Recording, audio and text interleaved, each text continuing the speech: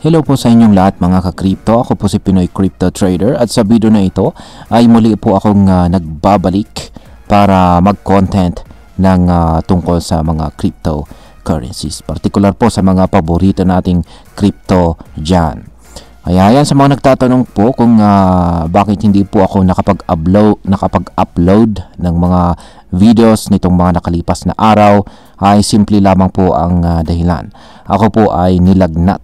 At ngayon, ako na po ay nakaka-recover na po ako ngayon. Kaya, ayan, ipagpatuloy po natin ang pagko-content.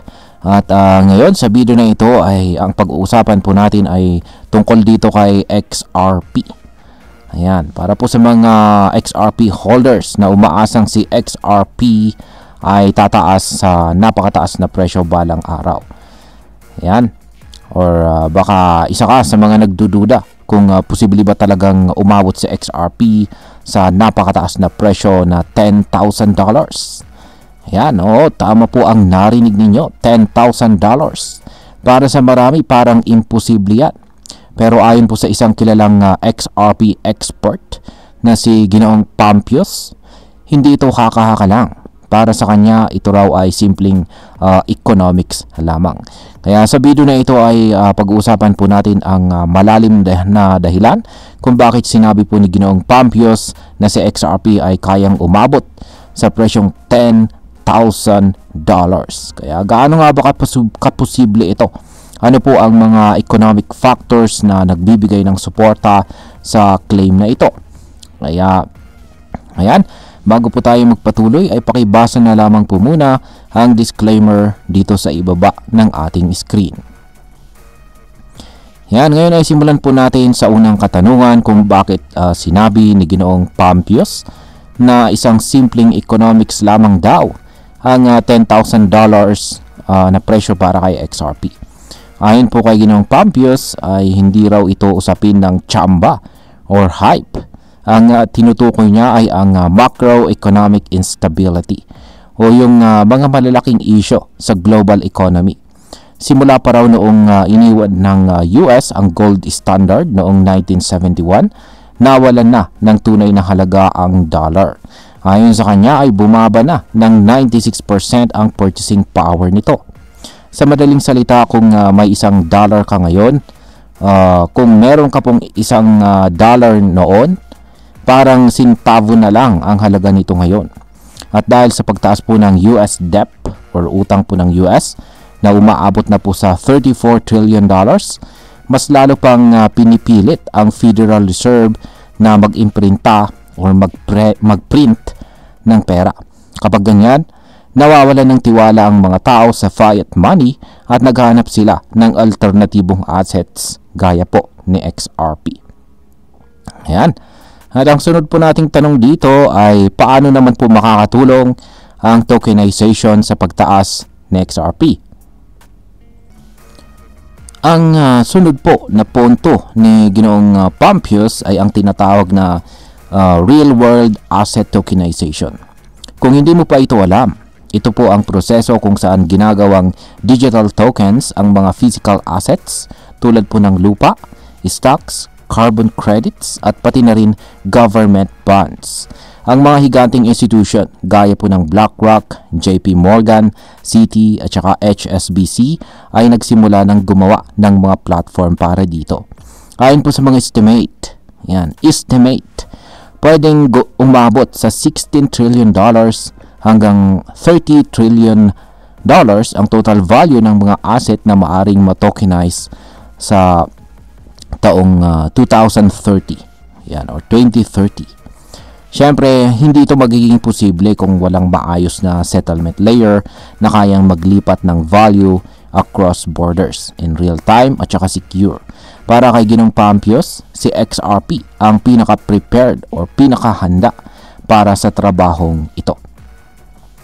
Yan. Ngayon ay ano naman po ang infrastructure na naipundar ni Ripple? Hindi lang ito puro teorya. Si Ripple, ang kumpanyang nasa likod ni XRP, ay may partnership sa mahigit 300 financial institutions sa buong mundo. Ginagamit na ang kanilang Ripple payments, dating kilala bilang on-demand liquidity or ODL sa iba't ibang bansa para sa mabilis at saka murang international transfers. At dahil sa nag-launch na rin sila ng kanilang sariling stablecoin na tinatawag po ng RLUSD, mas madali nang dumaloy or mag-flow ang malaking halaga sa XRP Ledger para sa institutional clients. Pati ang custody solutions para sa mga malalaking halaga ng crypto ay pinupundahan na rin ng Ripple. Kaya naman ayon kay Ginong Pampios, hindi na raw si XRP ang tipong speculative token. Isa na raw itong settlement layer para sa kinabukasan ng global finance. Ngayon is, paano po posibleng umabot sa XRP sa $10,000 ayon sa model na ito? Yan, sa core ng thesis na ito ay isang konsepto na mayroon pong tinatawag na isang konsepto na monetary velocity model. Ibig sabihin nito ay hindi lang tinitignan ang halaga ng asset, kundi kung gaano po ito kabilis umiikot sa ekonomiya. Ayon po kay Ginong Pampios, kung makuha ni XRP kahit 10% ng $7.5 trillion na araw-araw na foreign exchange market, pati 10% ng tokenized asset at saka 5% ng global debt, yan, global debt settlement, ay pwede raw talagang umabot sa XRP sa 4-digit hanggang 5-digit na presyo. Yan. Pero syempre, may mga kritiko. Ang ilan ay nagsasabing imposible ito dahil aabot daw sa quadrillions ang market cap kung mangyayari ito. Mas malaki pa raw sa kabuuang halaga ng buong global market.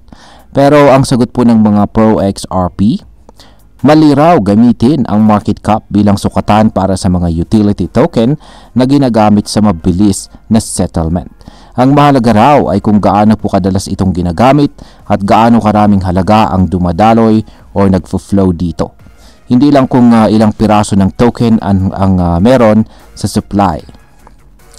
Ngayon ay pag-usapan na po natin ang posibleng maging epekto nito para sa atin bilang mga Pinoy crypto traders at investors ni XRP.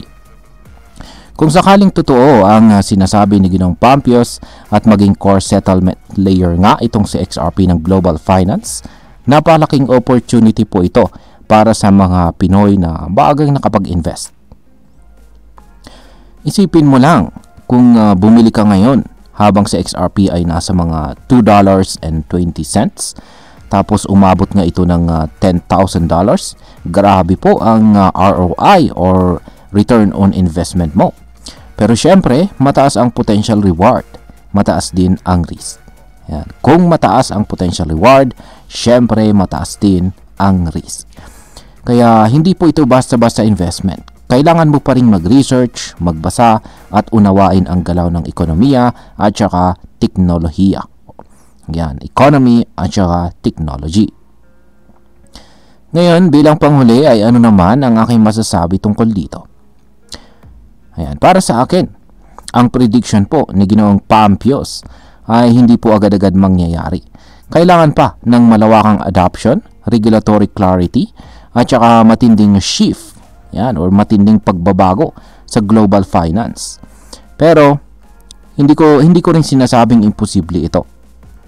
Ang mahalaga ay naiintindihan po natin ang mas malawak na pananaw sa crypto na hindi lang ito tungkol sa presyo kundi sa use case, adoption at saka transformation ng ating global financial system. Kung sa XRP po ay makaposition bilang utility token ng mga tokenized real-world assets at patuloy po ang paglago ng mga partnerships ni Ripple, baka hindi nga ito kathang isip lamang. Yan, sa kabuuan ay ang $10,000 na presyo para kay XRP ay posibleng mangyari kung mag-align po ang macroeconomics, technology at saka institutional adoption. Para kay Pampios, para kay Ginoong Pampios, hindi ito tanong ng if, kundi when.